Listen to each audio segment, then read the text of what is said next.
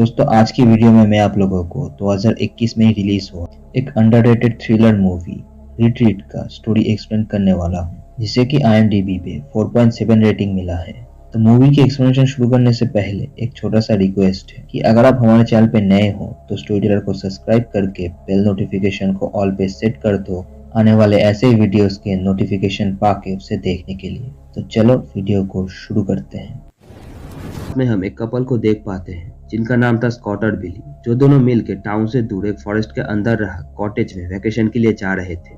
जहाँ पे पहुंचते हुए उन दोनों को रात हो जाता है तो वो दोनों कार से अपने सामानों को निकाल ही रहे होते हैं, पर इसी दौरान उन दोनों को जंगल में से कुछ आवाज सुनाई देता है। इसी के चेक करने के लिए स्कॉट जंगल के अंदर चला जाता है, पर काफी टाइम बीतने के बाद भी वो वापस नहीं आता, जिस वजह से बिली भी जंगल के अंदर जाता है पर उसे स्कॉट कहीं भी नहीं मिलता। पर तभी अचानक से उस पर कोई हमला कर देता है, जिससे कि खुद को बचाते हुए बिली वहां से भागने लगता है और वो गिर जाता है और उस पर वो आदमी हमला कर देता है। तो यहाँ से सीन सीधा शिफ्ट होता है और हम वैल और रीनी को देख पाते हैं, जो कि एक कपल थे। पर रीनी को वैल के साथ रहे रिलेशन को लेकर कुछ इशू थे, मतलब कि रीनी उसके और वैल के बीच में रहे रिलेशन को लोगों के सामने एडमिट करने से थोड़ा सा वियर्ड फील करती थी, जिसे कि एडजस्ट करने की कोशिश कर रही थी। तो इन सब के बीच में ही वो दोनों निकल पड़ते हैं अपने वैकेशन को एंजॉय करने के लिए। पर कहाँ, उसी कॉटेज में। असल में बिली और वैल दोनों कॉलेज फ्रेंड थे, जिस वजह से उन दोनों ने मिलकर अपने अपने पार्टनर्स को लेकर उस कॉटेज में जाके वैकेशन मनाने का प्लान बनाया था। जहाँ पहुंच के स्कॉट और बिली का तो काम हो चुका था, जिन सबसे अनजान वो दोनों भी उस कॉटेज की तरफ निकल पड़ते हैं। तो वहाँ पे जाते हुए वो दोनों एक गैस स्टेशन कम स्टोर में कुछ सामान खरीदने के लिए रुकते हैं। अब दोस्तों, स्लैशर थ्रिलर फिल्म में हमेशा एक गैस स्टेशन होता ही है, जो कि कहीं ना कहीं मेन स्टोरी से लिंक्ड होता है।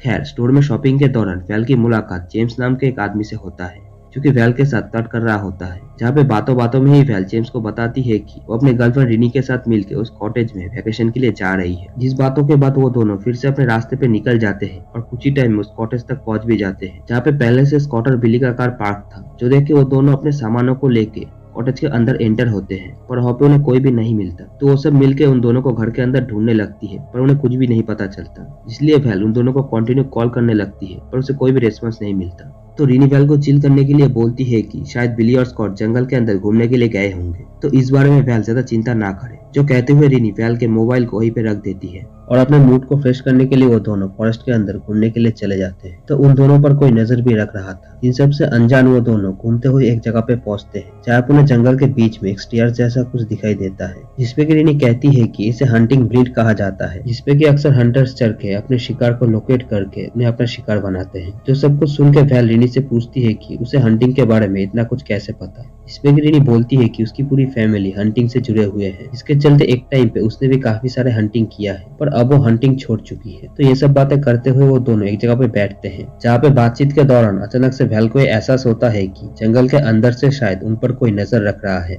इसी की चेक करने के लिए जब रीनी वहाँ पे जाती है तो उसे वहाँ पे एक स्मोकिंग फिल्टर मिलता है। तो रीनी वैल से पूछती है कि स्कॉट और बिली में से क्या कोई स्मोक करता है, तो वैल उसे बताती है कि नहीं, जिससे कि वो समझ जाते हैं कि उन्हें कोई स्टॉक कर रहा है। तो वो दोनों जल्दी से भागते हुए उस कॉटेज की तरफ आने लगते हैं और वापस आने पर उनकी कार वहाँ से गायब था। तो वो दोनों जल्दी से घर के अंदर जाते हैं और उनका फोन भी घर के अंदर से गायब था। जिस पूरे सिचुएशन को फिगर आउट करते इससे पहले ही वहाँ पे एक आदमी आ जाता है, जो कि ऑब्वियसली स्कॉट और बिली नहीं थे, जिसे कि बिना देखे ही वैल और रीनी जंगल की तरफ भागते हुए एक जगह पे आके छुपते हैं, जहाँ पे उन्हें एक पॉन्ड में उनकी कार डूबा हुआ दिखाई देता है। जो देख के वो दोनों फिर से वहाँ से भागने लगते हैं, पर ऐसे ही भागते हुए अचानक से वैल का एक पैर बियर ट्रैप में फंस जाता है, जिसे कि रीनी निकालने की कोशिश करती है और वो नाकाम हो जाती है। इसलिए रीनी वैल को वहीं पे छोड़ के अपने डूबे हुए कार के पास चली जाती है, उसमें से कुछ ला के बियर ट्रैप को खोलने के लिए। इसी के लेके वो पानी से बाहर निकलती इससे पहले ही वहाँ पे एक मार्क्समैन आता है, जिसके हाथ में एक ट्रंकुलाइजर गन था, जिसे कि देखकर रीनी पानी के अंदर छुप जाती है। तो वो मार्क्समैन, जिसने कि रीनी को नहीं देखा था, वो काफी देर तक वहाँ पे रुकने के बाद वहाँ से चला जाता है। इसके बाद रीनी जब पानी से बाहर आके वैल के पास आती है,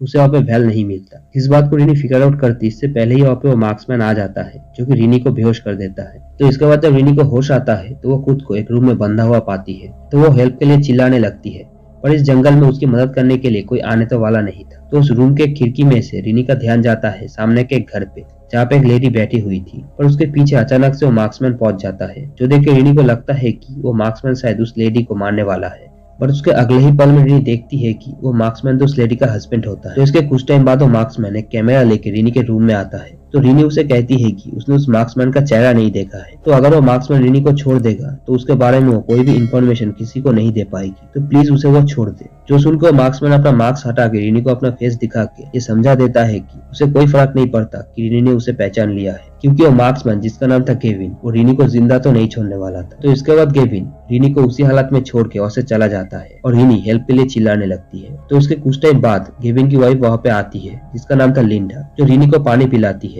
तो रिनी लिंडा से हेल्प मांगती है क्योंकि रिनी ये एक्सपेक्ट कर रही थी कि शायद लिंडा भी गेविन के चंगुल में फंसी हुई है तो वो रिनी की मदद करेगी, पर लिंडा यहाँ पे बताती है कि वो रिनी की कोई भी मदद नहीं करने वाली है क्योंकि वो भी गेविन के साथ मिली हुई है और उसने ही कॉटेज के अंदर से उनका फोन चुराया था। जो कह के लिंडा रिनी को काफी बुरा भला सुनाती है और उसके और वैल के रिलेशन को ट्रोल करती है, जो सुनकर रिनी वैल के बारे में लिंडा से पूछने लगती है और उसे कोई भी जवाब नहीं देती और वहां से चली जाती है। तो दूसरी तरफ हम गेविन को एक कैमरा लिए एक रूम में देख पाते हैं जहाँ पे उसका और एक साथी एक पिकेक से स्कॉट के सर को क्रश करके उसे मार देता है, जो कि लाइव रिकॉर्ड हो रहा था।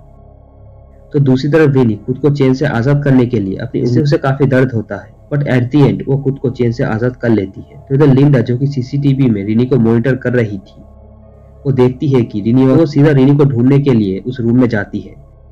और रिनी भी वहीं पे छुपी लिंडा को मार के बेहोश करके वहां से निकल के भागने लगती है। पर तभी उसे वैल के चिल्लाने का आवाज आता है, जिसे कि फॉलो करके रिनी उस रूम तक पहुंच जाती है जहाँ पे वैल एक जगह पे बंधी हुई थी और दूसरी तरफ बिली को बांध के रखा हुआ था। इसके सामने कैमरा लिए गेविन स्माइल कर रहा और हम यहाँ पे गेविन के और एक साथी को भी देख पाते हैं, जो कि और कोई नहीं जेम्स था, जिसके साथ वैल की मुलाकात गैस स्टेशन में हुआ था। मैंने पहले ही कहा था लिंक होता ही है। इधर जेम्स अपने फिर से आइकॉनिक मार्क्स को पहन के पिकेक्स को उठा लेता है और गेविन रिकॉर्डिंग को चालू कर,